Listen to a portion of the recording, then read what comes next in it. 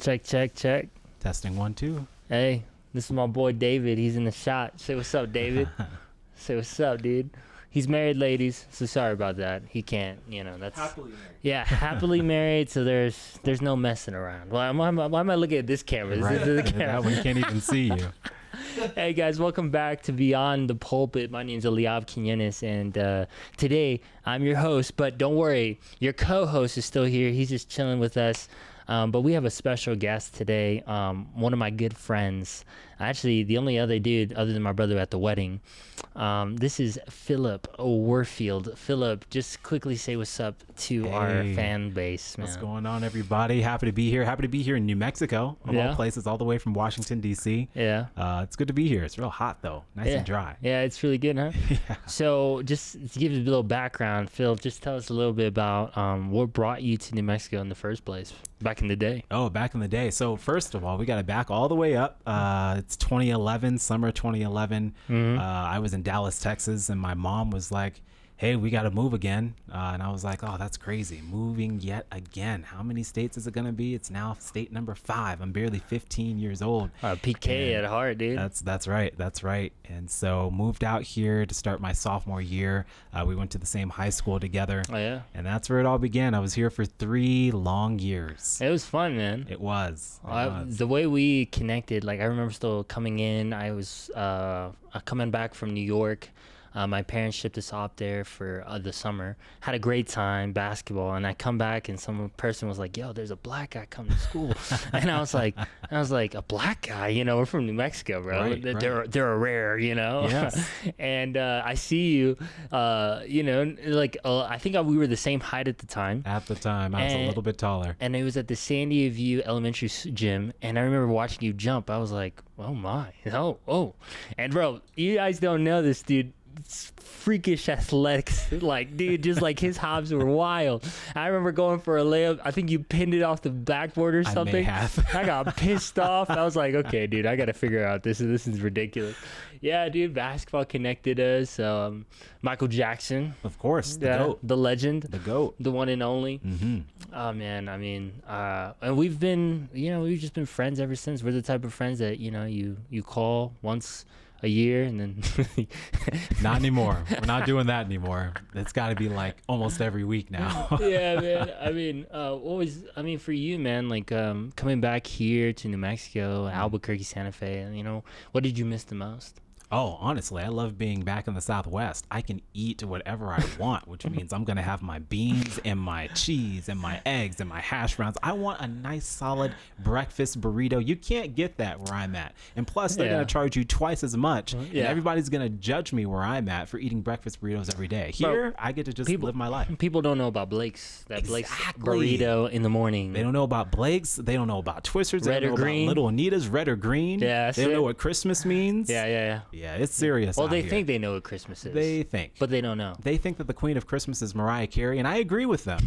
However, the Queen of Christmas out here is just simply red or green sauce. Yeah, or and both. It's all year long. Yeah. Or both. Now, David would be more true to this because, like, I grew up without the chili, but now, growing up now, being here, pastoring Santa Fe, I can't lie to you, that red is nice. Yes. The red is nice. Yes. The green is good too. The green is good. I will still got to take you to Tomasitas. That's a great place. I also need some sopapillas. It's been a while. Oh, yeah. I forgot. Yeah. We need to go get sopapillas before. For sure. Yeah. For sure. That'd be fun. So, Phil, man, I mean, the thing that I have truly admired about your life and just your journey is your walk with Jesus too. And I'm just grateful to see.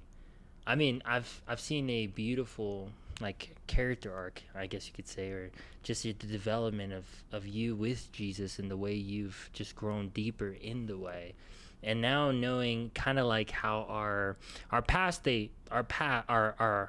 journeys have kind of like they took like a detour, right? You went one way, I went another way, and now recently I've started to realize like they're starting to intersect in a way that I think is prophetic personally. But just talk about what you do. What are you doing right now, and what are you almost done doing? Yeah. So right now I'm living in Washington, D.C. Yeah. I attend Howard University, which is, of course, the number one historically black university in the entire country. Got to put that out there. HU, for those of you who know. Cool. And I am there to pursue my PhD in United States history.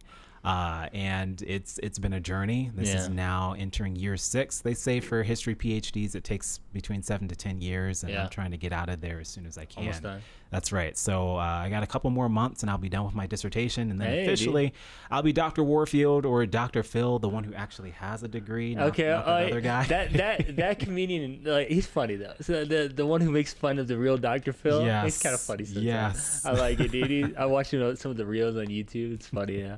No, but what exactly are you doing your dissertation on? Yeah. So it's all about what Ibram X. Kendi, who you might know for How to Be an Anti-Racist and some of those other books, Stand from the Beginning. He's called, in his first book, he called it the Black Campus Movement. For me, I'm thinking about this story in the context of the Seventh-day Adventist Church and how those students have been protesting for years and years and years to push their church towards racial parity, to have the church involve them, to be actively engaged in social activism over the eras since the 1890s. It's a story that we've just not really spent a lot of time discovering, talking about, learning from. Why do you think? I just think it's been buried.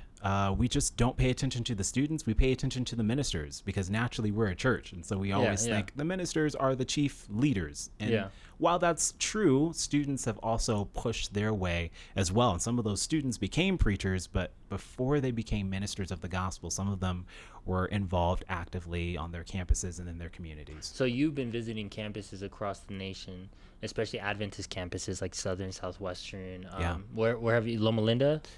Loma Linda. Did you go to Andrews? I did. And what has happened? What have you found? Some of the things, if you can. I know you're going to publish your dissertation. You probably don't want to give it all away, but what's some things that's interesting? Yeah, so I've learned that at every single campus that I visited, even the ones that don't even exist anymore, like Atlantic Union College there in South Lancaster, Massachusetts, black students and their allies have successfully argued for inclusion on their campuses. I've learned just by looking at the newspapers, the ways that they would push their campuses, their administrators, usually white administrators, to consider them. Okay, time out. Yeah. Because this is interesting to me, and this is where it kind of intersects, because I was preaching a sermon series in Yavapai, Arizona, and one of the topics that I wanted to just discuss was kind of like the origins of Adventism and how we became relevant. Now, this is not a podcast to promote Adventism, but it's just, I'm just going to discuss where I was coming from, right? Yeah. So I've found out that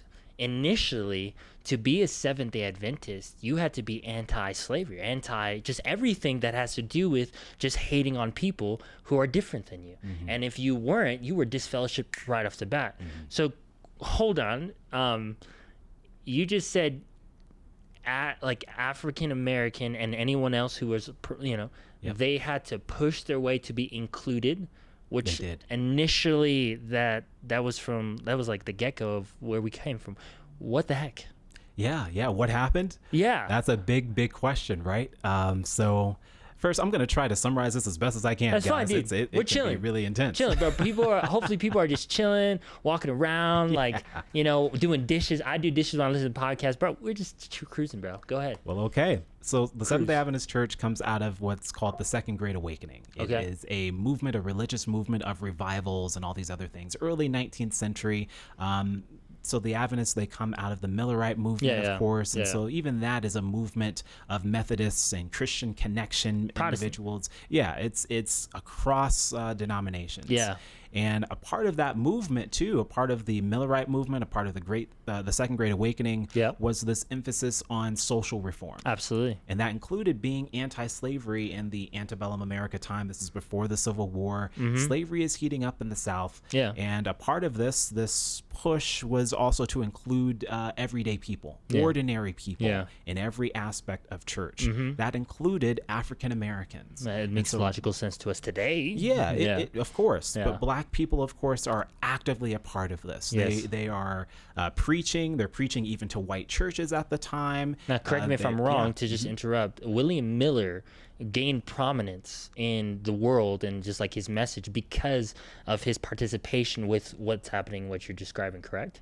William Miller was a part of the Second Great Awakening. He was somebody that, unfortunately, though, for many of his contemporaries, they're like, this is just a weird guy who's predicting that the world is going to end by a certain year. Yeah. But most people within the movement were like, the world is going to end at some point and we should be ready. But the Millerites were like, we're going to set a day. Yeah. And a time. And he gained prominence because he was actively speaking out against slavery and the injustice of all of that, correct? Well, he was turned towards the anti-slavery movement. He didn't start that way, but then he learned that, hey, this is actually important. And he joined the American Abolitionist Societies up in New England, and he would participate. But then it became more like, Millerite and anti-slavery movement, it works well together. That's beautiful. Okay. And then keep going, though. Yeah. So from there, of course, 1844, it passes, which is the time of what Seventh-day Adventists have called the Great Disappointment. Yes. Adventists think that Millerites think that the world is going to end on a certain date. Clarify that. Millerites. That's right. Millerites. From there, though, there's a lot of splintering, and eventually the Sabbatarian Adventists are the early Adventist church, 1840. Yeah. That's right. And then they, of course, they revolve around this woman named Ellen White, who they're like, her visionary experiences, we seem to agree with what she has said. So we're going to also share a newspaper called Present Truth, eventually becomes Review and Herald, et cetera, et cetera. By the time the Civil War breaks out, however, there are several other denominations who have splintered over slavery. Yeah. The Baptist Church, the Methodist Church, the Presbyterian Church, all of them in the 1840s were just like, we're going to form North and South counterparts. Because it was just too difficult. Yeah, the social aspect was it was a lot. And some of these religions wanted to gain that respectability. And so they're like, we'll just cater to what's going on in the South, even if we may not fully agree, but we're maturing. So we're going to create. Yeah, go for it. Would you say, now this is just an assumption, I'm not doing the dissertation, but would you say if they would have stayed strong, and obviously what I believe Jesus teaches and Scripture teaches, that would have broke the bank for them in a sense? It could have. Broken the bank? Tell me what you mean. So, like, if they would have stayed strong on the principle that everybody has dignity, everybody, regardless of what you look like, where you come from, whatever the case is, the churches in the South that was producing, like, the tithe and offering, contributing to the world church or whatever denomination specifically, if they would have lost those individuals in the South, and thus could have really hurt that denomination in a sense. Yeah. I mean, certainly. It would hurt their bottom line, that's for sure.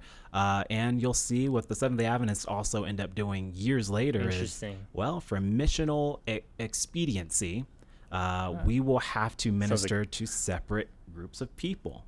And so say that word again. Missional expediency. Okay, keep going. Yeah. So prioritizing mission over maybe these social ideas and like the perfect idea of something. So prioritizing mission over people. Yeah. That doesn't make any sense. Yeah. Well, they in their minds it was like, we're going to prioritize making sure that everybody can receive the message. So if that means that we have to racially segregate, we'll do so. Interesting. And of course, it goes from policy into belief and tradition, and that has to be reformed. That's terrible. But I love this. I love how like you're bringing this to light in a way, and I'm sure you're not the only one. I'm assuming not at all. There's some other historians out there really working. Yeah, and honestly, I'm gonna name them because I believe they need a shout out. But Doug Morgan, Benjamin Baker, Kevin Burton, I know him. Michael Campbell. He was my professor. Yeah, all these other historians have done excellent work, and not just within the Seventh-day Adventist Church, but there's other historians out there who have really written about this. This is a complicated time, the 19th century, the early 20th century. There's so many different things we could get into, but it's a complicated time, and people made some difficult decisions. And if you just look at random quotes from some of these pioneers and other people, you might be confused. You might go, well, you sacrificed the mission. What were you doing? That is the mission. People are the mission. But it's interesting how you can separate people from mission.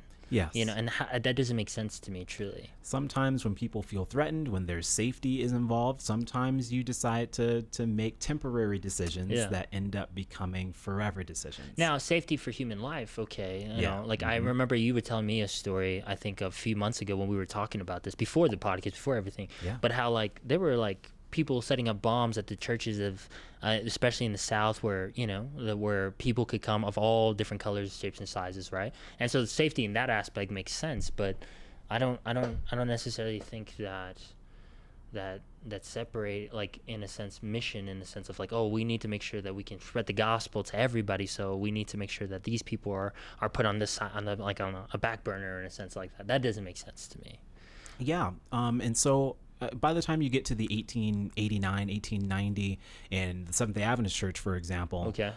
Suddenly you've got a camp meeting in Nashville. Okay. And you have one black minister there, and it's a bunch of other white ministers. Okay. And they're like, well, this black minister that we have, his name was Charles Kinney. Okay. They're like, we're going to ordain him so that he can do the work amongst his own people and spread the gospel, spread the Seventh-day Adventist message, the third angel's message, et cetera, et cetera. Okay. And so he's like, okay, this is fine, but he creates this 12-point plan, and he's essentially like, if you don't give us at least some kind of power within the church, some governance within the church, Interesting. there are going to be some serious problems. Maybe I would go as far as to say, give us separate conferences of a system. He says this in 1889, 1890, around that era, and the white ministers there are just like, I don't know. I don't know about that. But we're going to call this, they didn't call it segregation. They were just like, we're going to just operate with you ministering to your people, and we'll minister to the others. Because in the South, they were like, so the black people will stay outside the tent, and the white people will be in the tent. And then you had some white people who were just like, I don't feel comfortable being in the same space as black people here in the South. Now, just to segue real quick, have you ever heard about historic Adventism? Have that phrase? Historic Adventism? That feels very loaded. Yeah. I was just in a class recently, and they were talking about how there's a huge amount of people within my denomination. And again, sorry, this is just, we're gonna talk family talk. Let's just talk family talk. Is it okay? Yeah, why not? This is just family talk, bro. Yeah. I mean, I hope you're not offended if we talk honestly about our family history. But anyways, there's a group within Adventism that believes that we need to go back to the ways of the pioneers and go back to the way things are. But it's like, why can't we allow our pioneers to be people? And they're not God, and they don't know everything. Obviously, as you're describing our history, it sounds like there was a lot they needed to understand and learn in the way of Jesus. And it's just like, for me, hearing this brings a sense, I'm like shocked a little bit. Like, wow, how can you read the same scriptures and come to these conclusions? Like, this is shocking to me. But then also, it just gives me a sense of like, I need to be humble in what I believe right now, because who knows, in 50 years, like my kids' generation, whatever, they're gonna be looking about our history and be like, bro, what were these guys thinking? We just need to have humility at the end of the day. Yeah. Understanding that history is complicated. You could easily point back to 60 years ago and be like, how did you guys not understand that segregation was terrible? I want to make no mistake and say that segregation, lynching, all of those things were absolutely terrible at the time, and they're terrible now. They're terrible forever. However, if you can understand to be in that world and to be taught that this is just the way that it is from age, from since you're a baby and up, that these people are beneath you, it takes a lot of unlearning. You have to be able to think about everything you've ever been through, all your context, everything. It's as if those people next to you are aliens from Mars and you've never spent time with them. That's what desegregation was. I feel like for you as an historian, I feel like the amount of compassion you need to have in the way of Jesus is immense as you're reading this. Because, I mean, as an African American, I'm assuming this probably like pisses you off, dude. Like, I mean, and I know people don't know, but your grandfather, just the voice he was within Adventism as well, and I'm sure the things he faced. I mean, so you're researching to understand, and what you just said has to come from a place for mercy and a compassion, like to understand your enemy, to stand in his shoes for a moment or her shoes. I mean, where did you? Not to segue, but I'm curious. This is just our conversation. Where did you get that sense of compassion and mercy? Where does that come from, dude? Oh man, that's a difficult question, because I'm not often really sure, other than being able to point upwards and saying, well, that is God's I guess hand on my life and values that I learned as a child. But I suppose there are lots of things that I didn't know early on in life, stereotypes and things like that I did to others. there's a lot I didn't know. And so I try to be easy on myself. The biggest concept, and my uncle, who's also a pastor. He's fantastic one too. Shout out his name real quick. So people Melvin Warfield Jr. Yeah, he's fantastic. Yeah, shout him out. Keep going. Yeah, he's currently the senior pastor of the Community Praise Church Center. Community Praise Center. Follow him. Yes, yeah, keep going. Yes.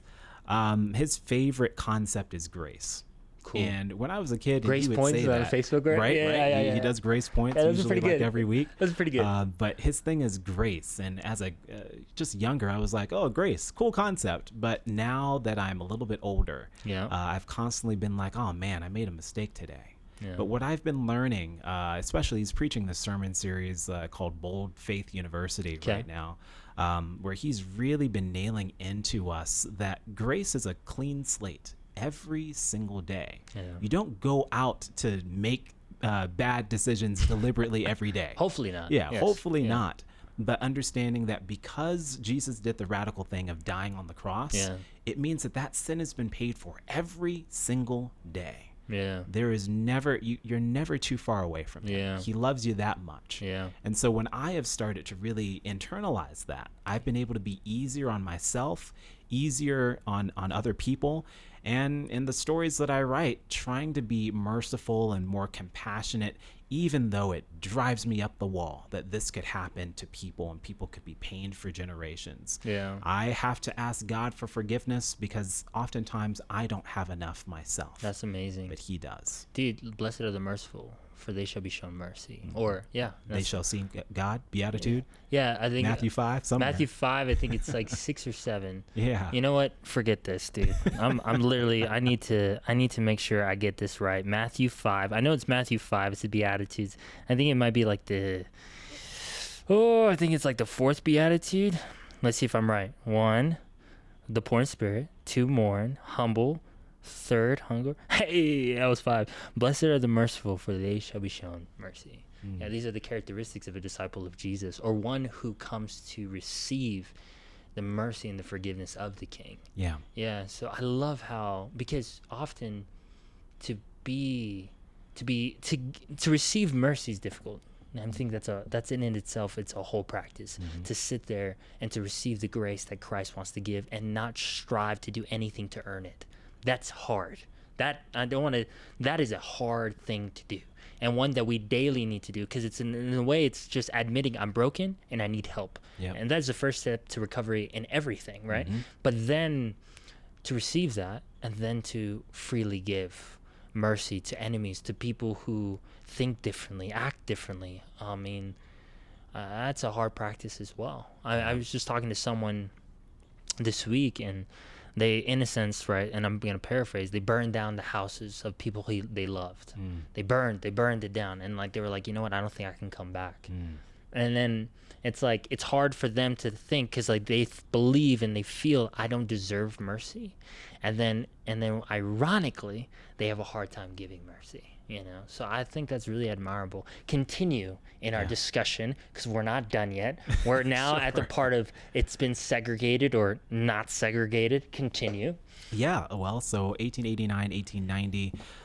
Right after 1888, which is hilarious. Those of you who know Adventist history, it's funny. Keep going. Righteousness by faith. That's when we accepted righteousness by faith, or kind of accepted it. I mean, depends who you are and how you think that conference went. But this is interesting. Right after that moment, we're segregating. After this, you have a pastor named Robert M. Kilgore, who's at this camp meeting. He's the one who's just like, Charles Kinney, Pastor Kinney, go and serve amongst your own people. But then he says to the General Conference of Seventh-day Adventists, the World Church's administration, the following year in 1891, or 1890, something like that, he goes on to advocate for this policy of racial separation. So that blacks and whites can do the work for the Adventist Church separately, for their own people. And the General Conference agrees. But Ellen White says in 1891, she makes a speech to the General Conference governing body and says, no, our duty to the colored people, as she said at the time, was not this. It's to serve them, to recognize that is your brother. And I would invite people to go and actually read that letter, that speech. It's very, very powerful. But throughout this time, the United States itself hasn't even segregated officially yet. States in the South have course. started to. Yeah. Mississippi and all those other states are starting to do that, but they don't have the Supreme Court case until 1896. That's Plessy v. Ferguson, which is super famous for the single phrase, separate but equal. That allows the racial segregation, the Jim Crowism that we know and hate. Yeah. And that exists for a good 60 or so years, or 70, 1896 to about 1964, 65. Now tell me, how did that infiltrate our church? Well, so you have this separate policy before the United States does it. And so it's like, okay, cool. I guess we'll just go freely and do this sort of work. But our church then, instead of seeing people as people, we saw people like different types of people, right? In a sense, right?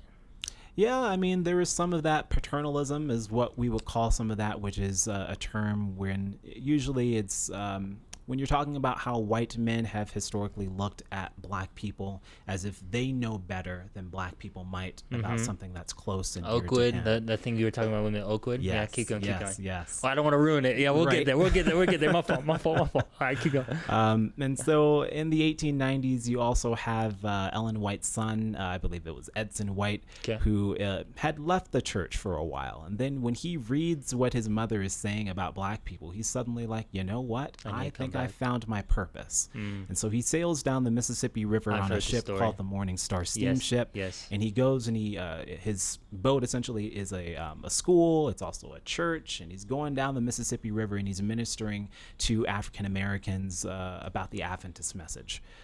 He does so, and he does so pretty successfully until he's essentially ran out of town in Mississippi, I believe, by the Ku Klux Klan and those who were threatening to bomb and lynch people and et cetera, et cetera. And so his work is done. And So he leaves because not necessarily the safety of his life, but the safety of the people he's trying to minister to, in a sense. Right. Okay. Right. That's admirable. Yes.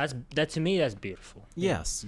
And I also need to state that African Americans have been finding the message for themselves before Edson White and things like that. Black people could read. They were learning about this. Because here's the question: do I need a person? At times God uses a person, but is not the Holy Spirit present and working? But that's right. Continue, that's right. Please. And so what you see throughout even the 19th century, which is the 1800s, is that black people are joining the church because they're finding a hope in what Millerites and what Adventists are preaching. And that hope is that when Jesus Christ comes, slavery, Jim Crowism, it's done. Oppression. It's finished. Right. Oppression in any form, it's finished. For black people, as Benjamin Baker, historian, says, black people are a hopeful people. Interesting. They're an apocalyptic people. And what that means is that in some ways, they hope for the end times because it means that they are one step closer to finally that equal playing field where Jesus Christ is judge and he judges mercifully and righteously. Yeah, and that's beautiful. I think of my friend Tiago, mentor of mine, just a fantastic pastor and theologian. But he always told me, you got to take your theology through Auschwitz. And when he said that, we were talking about judgment and justice and different things like that. And to one who's being oppressed, judgment and justice is beautiful. To the oppressor, it's not so great. And then we talked about the fact that we're all the oppressors. At one point in our lives, we've always. But that. Yeah. Anyways, keep going. There's also the whole idea that the Bible was used to justify slavery, and that's a different conversation. I read a book on that. That was good. It was American. I forgot what it was talking about. Like just pretty much the rationale behind how people use the scripture to promote those ways of thinking. And I'm reading some of the arguments of these ministers from different denominations, and I'm just like, what? What? It's shocking to me, but yeah, keep going. Yeah. So it was used to justify slavery. It was used to justify black people and other people, indigenous people and others as less than human. The list goes on. But black people saw scripture and saw hope. Freedom. They saw somebody who breaks chains. And so they were like, I will follow him. Jesus isn't just for white people. He's for all people.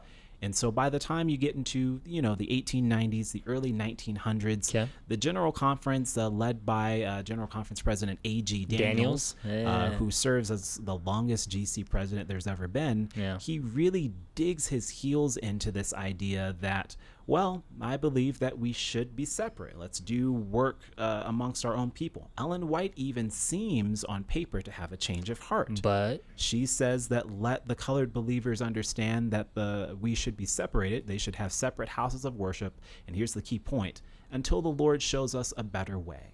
interesting. That temporary idea throughout a decade in which black people were being lynched at higher rates than at any time in history was specific to that period. It was because they were scared of the safety of the people. That's right. Safety of everybody.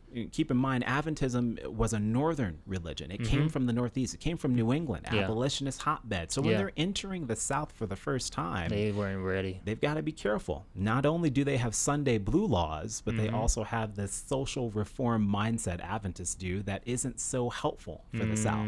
And so you'll see in cases like at what is now Southern Adventist University, there's a black student who enters there within its second year in operation, and she's only able to go there for a single day. Why is that?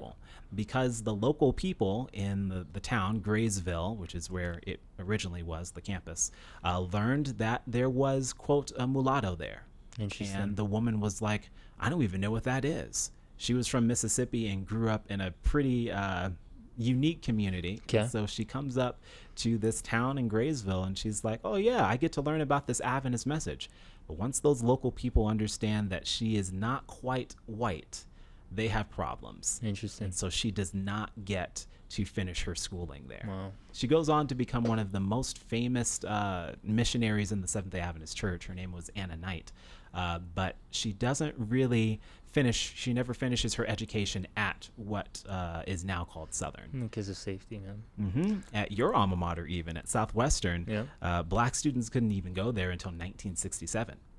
My goodness gracious. They're the last people who allow this. This is disgusting. Yeah. And you'll find that in every single school, something like this happens. Yeah.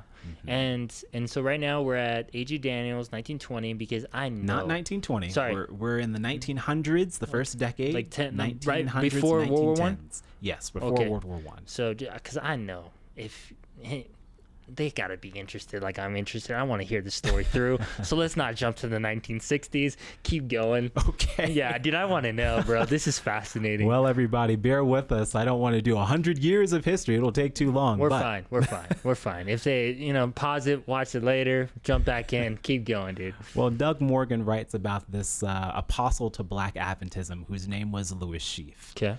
Louis Sheaf finds the Adventist message and he's just full of hope. He's just inspired by this thing. Okay. And so Daniels pulls him aside and says, hey, I want you to come to Washington, D.C., and I want you to minister to black people here in D.C. But understand that, I don't want to have integrated churches. Okay. Things like that. He does want I want you to minister to your own people in D.C. Okay. And so broader history is that many black people flocked to D.C. during and after the Civil War because it's a land of promise. You have Howard University, which is opened in 1867. Yeah. You have strong black churches, and it's the black elite. You have educated church-going people. Yeah. Who are also able to get jobs in the federal government. So it's kind of like what Tulsa had for a little bit, in a sense. Yeah, like a black Wall Street, just a place of black security. Okay. And so Louis Sheaf sees D.C. and says this land is ripe with opportunity. And he does so well that he does better than some of the white Adventist preachers holding evangelistic series. That's beautiful. His work is written about across the newspapers in D.C. The Washington Post, Washington Star. Louis Sheaf is this rising star in D.C. That's beautiful. Yeah, he's doing great work. He opens a church. It's called the People's Church. Don't tell me jealousy comes in, please. Well, unfortunately, and you guys will have to read the book by Doug Morgan where he talks more in depth about this, but there ends up becoming a schism because A.G. Daniels and the GC are like, well, remember, I don't really want an integrated church. But I want your money? Well, not even just that. What? The black people at the People's Church, Louis Sheaf's church, are saying, hey, we hear that you're opening up a school, which then was going to be called Washington Training School. Some of you might know it as Washington Adventist University today. Yeah. Wahoo, that's right. And the thing was, it wasn't going to allow black people to go there. And so Sheaf and this People's Church, they're doing all this work, and they're like, so where can we send our students? And the GC says, well, here's a list of some other schools, but it can't be this one. And those other schools included Oakwood. They included South Lancaster Academy and some other schools, but not the one that was just a couple miles away from them. So do you think then around this time, I'm just thinking out loud, where does this rationale is just so deeply embedded in the consciousness of people because of generations of putting people as mere objects or whatever the case is. And so this is so deeply ingrained in the way people think that that this is not something abnormal for them to say. Like, we don't want you to go to this place. We don't, like, this is just so rooted in their hearts and in their minds. Because to me, it's just like, how can you see the Holy Spirit moving and growing, and then all of a sudden you say, they can go to that one, but this one, hey, you're not allowed. That idea of missional expediency Mercy becomes something that's conjoined with Ellen White talking about something that's supposed to be temporary. Misuse. It's belief, it's misuse, and then it becomes doctrine. It's something that suddenly the Adventist Church wants to hold on to. And so they lose some of the radicalness of their original message, the idea that the United States of America was the beast in Revelation, and that you should come out of Babylon and be a true remnant people. Suddenly now, Jim Crowism has infiltrated the church. A little bit of fundamentalism as well. Fundamentalism becomes a thing after this schism happens. So now it just comes in and brings it together even stronger then. Well. Right. And Adventists, as Michael Campbell would say, fantastic book, 1919, 1921. Yeah, keep going. Would say that Adventists are the original fundamentalists. These were the people who were by the book. Yeah. They were more fundamentalists than any other denomination or religion. And so you get into the 19-teens, and this church, by the way, with Louis Sheaf, they do leave the Seventh-day Adventist Church. They come back. Louis Sheaf has to be sent off to California. And when he's sent off to California, he was pressed to essentially say that everything that Ellen White ever said was correct and true. And Louis Sheaf had a really hard time saying yes to that because of the way that Ellen White had said, let the colored people believe that they're supposed to have separate places of worship. And I'm sure that the way people taught that to him and explained that to him was probably not at the heart of, as you explained, the heart of what she probably meant. Yes, that too. And there's a bit of paternalism there. That word that I used earlier, where people are trying to explain to Louis Sheaf, you don't know what you're talking about. Interesting. Let us think for you. Sheaf doesn't like that so much. Makes sense. And so moving into the next era, doing a quick summary, sure. You have this fundamentalist era now where religions across the United States are like, we need to get back to our roots. That's right. We need to do things a certain way. And Adventists are no different. In the middle of this, Kevin Burton also talks about how Seventh-day Adventists were approached by the precursor to the FBI. Yeah. Because of Revelation 13.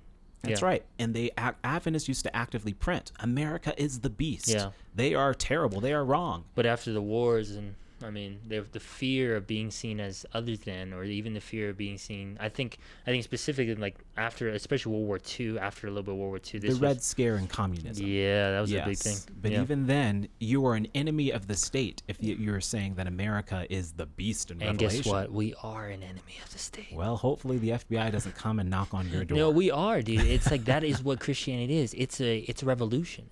It's rebellion against the powers that exist today. That's right. Like, we cannot perfectly align ourselves with any political party. That is ridiculous. That's right.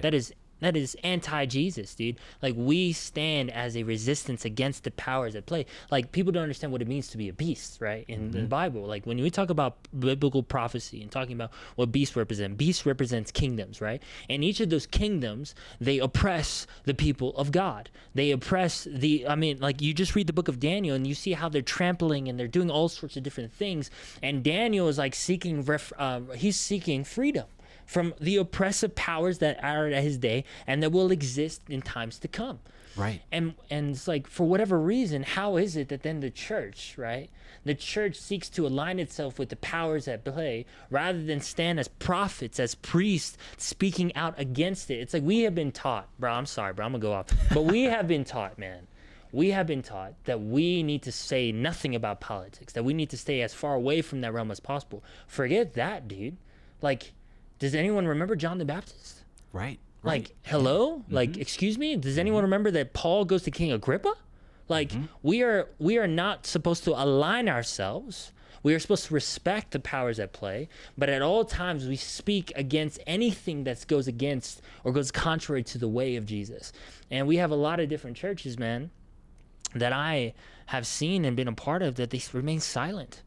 And so I think that your dissertation talks a little bit about the need for protest, right? Yeah. At the center of my work is that protest is what has moved us forward. Yeah. And even those early pioneers, every co-founder of the church, the big three, which are James White, Joseph Bates, Ellen White. Joseph Bates, I believe, had joined the Liberty Party, if that is correct. Kevin Burton writes about how there was this party that specifically was trying to advocate for the end of slavery. And Joseph Bates was a part of those sorts of things. Yeah.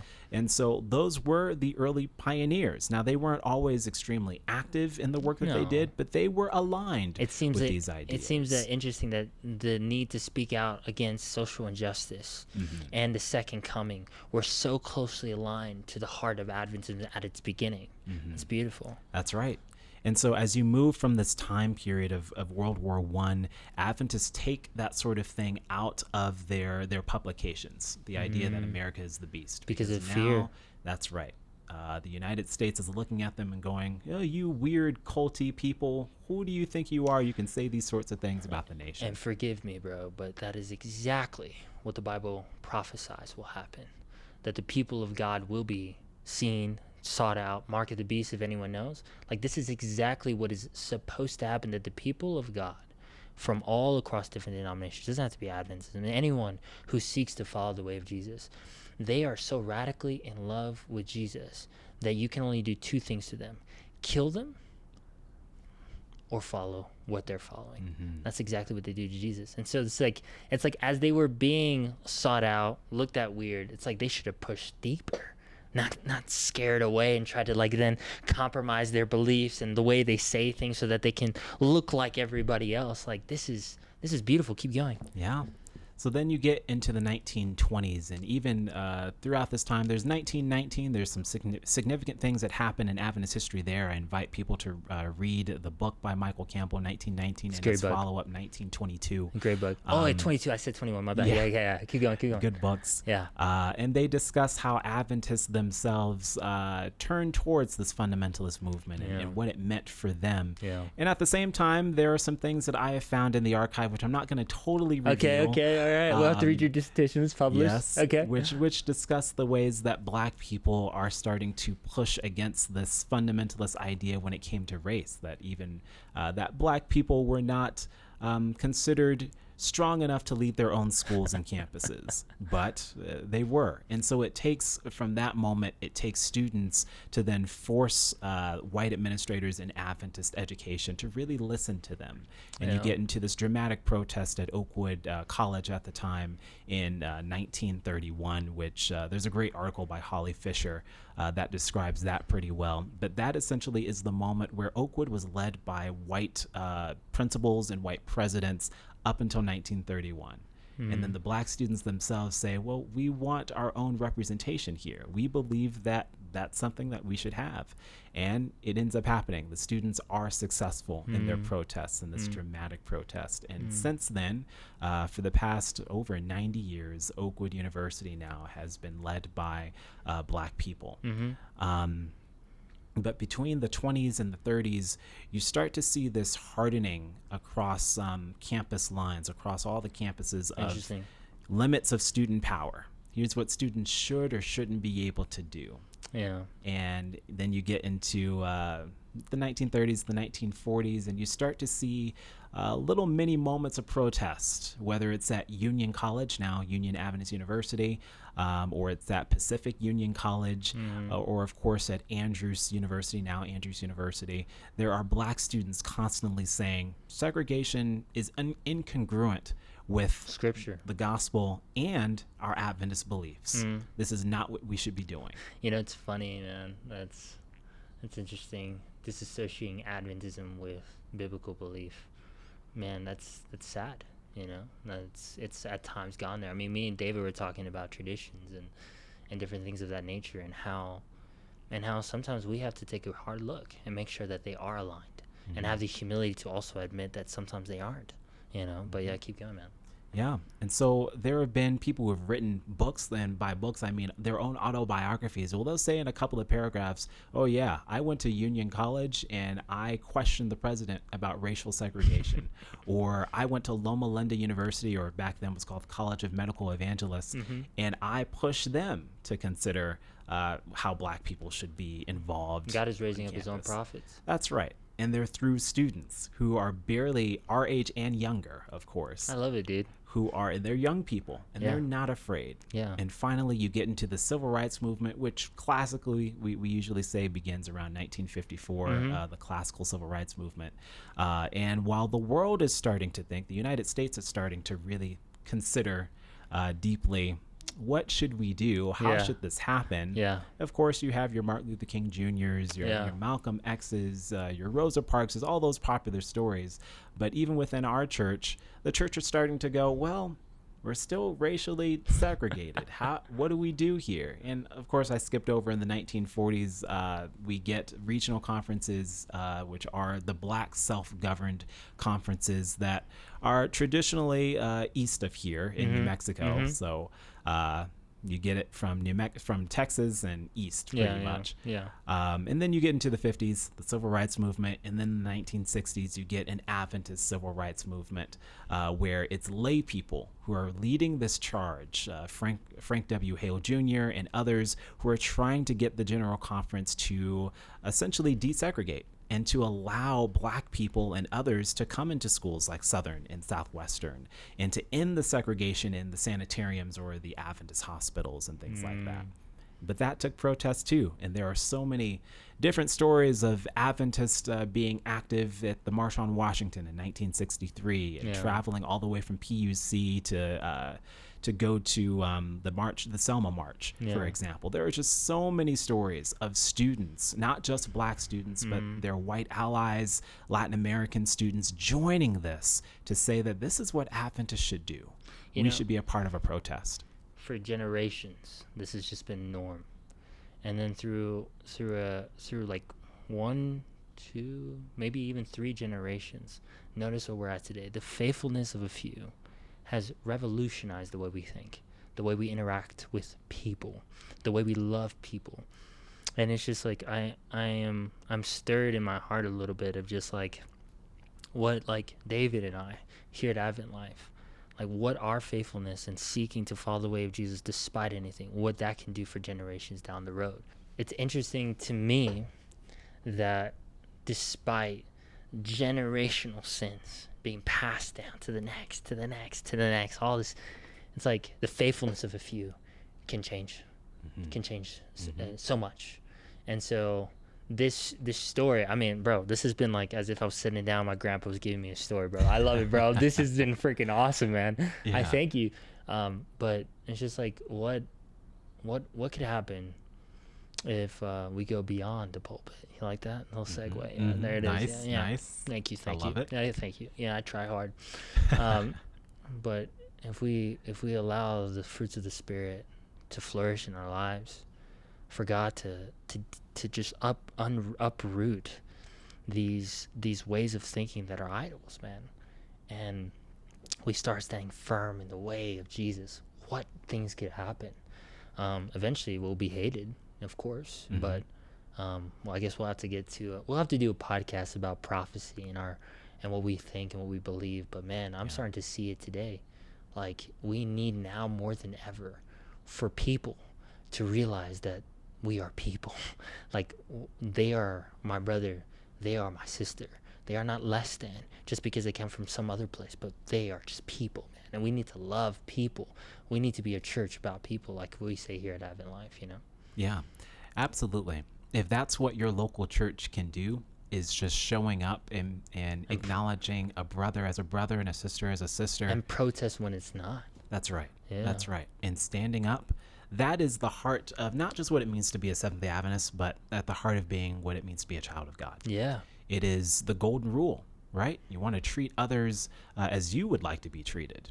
And one of my favorite verses, actually, Go I'll ahead. never forget it, is Proverbs 3:27. Yeah. And it was directly inspired from 321 Penguins episode that I watched like They don't 20 know years about ago. that, bro. They don't know That's about the that. good stuff. 321 Penguins. It's at the end of one of these episodes, and one of the penguins is racing against this other like alien. Yeah. And the goal is for them, I believe, to bring the ice in their trucks all the way to the finish line. Yeah. And you have to keep the ice intact by not, of course, going too close to the sun and stuff.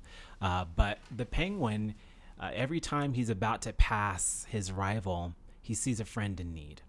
And he constantly has to go back and return. And so while he loses the race, everyone is overjoyed because he saved the friends that were in need, and he wasn't just in it for himself. And that's sort of, it's odd. You know, I haven't seen that episode in years and years and years. But or it heard stayed that in you. song. But it stayed. It became like a personal creed of whenever I could help. And that's what that verse says, Proverbs 3:27. Do not withhold yourself do not withhold yourself from doing good when it is in your power to do so.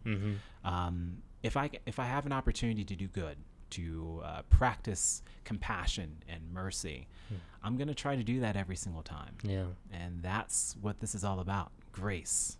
Yeah, Power to do good. I think that's at the heart of what I was like really feeling in this conversation. Giving grace to my spiritual ancestors, both in my denomination and beyond that as well. And then giving grace to the time in which I lived, like the people, like so many people have been hurt by the church and by church people. And then to offer them the same grace to let them know that, hey, I get it. You've been instilled with these ways of thinking that we've come to realize now, like, no, that doesn't belong. And it's okay to stand strong on truth, and it's okay to protest and to say, hey, this is wrong.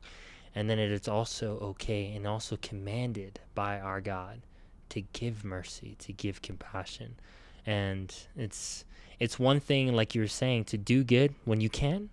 It's easy to do that for people you love. And then the way of Jesus is like, take it one step further. Do it for the people who you hate, because Jesus did it for us. That's right. And Jesus didn't hate us, but we hated him, and yet he still did it.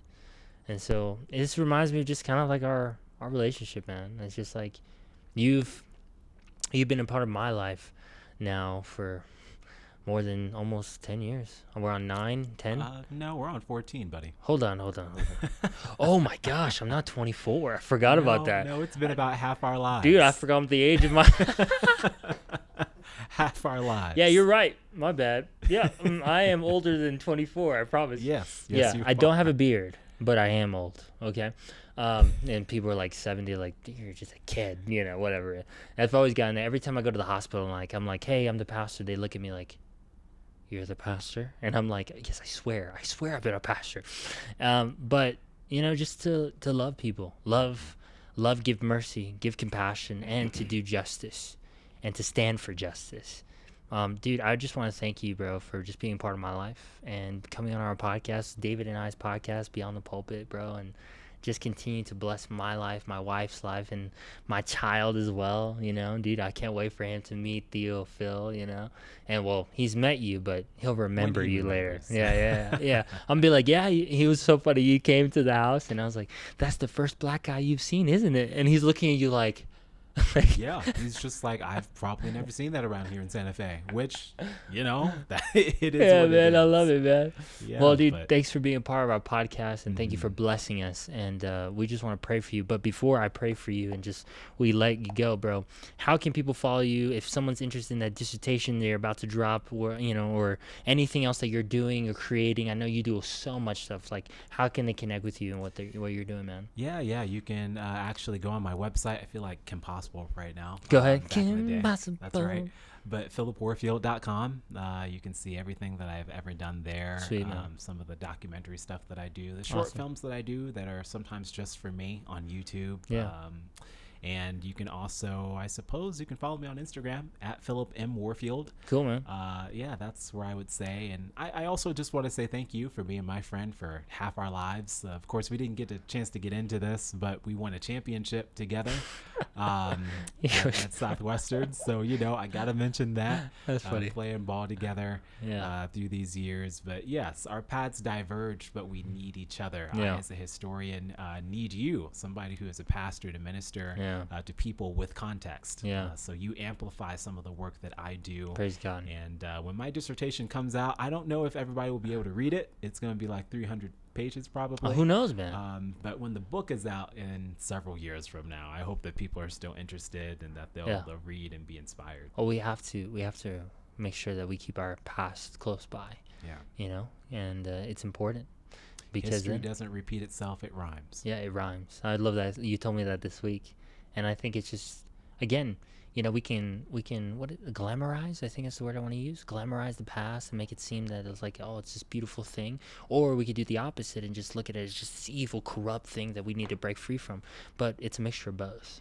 And we need to hold two opposing things at the same time, like Brene Brown talks about. So let me pray with you. And let's end the conversation. Western, so I gotta mention that. That's funny. Playing ball together through these years. But yes, our paths diverge, but we need each other. I, as a historian, need you, somebody who is a pastor to minister to people. Western, so I gotta mention that. That's funny. Playing ball together through these years. But yes, our paths diverge, but we need each other. I, as a historian, need you, somebody who is a pastor to minister to people. Cool. Father, I just want to say thank you for my friend Phillip, and I want to thank you for his ministry and the life that you have gifted him and what he's done with that life, Father. He's using it to just bring clarity and bring, Father, bring comfort and bring, in a sense, bring a heart of compassion to our history and to our past so that, Father, we can do things better in the future and what we're living in right now. I pray that you bless him, that you keep him, that you shine your face upon him, and that you give him peace. I pray this in the name of Jesus. Amen.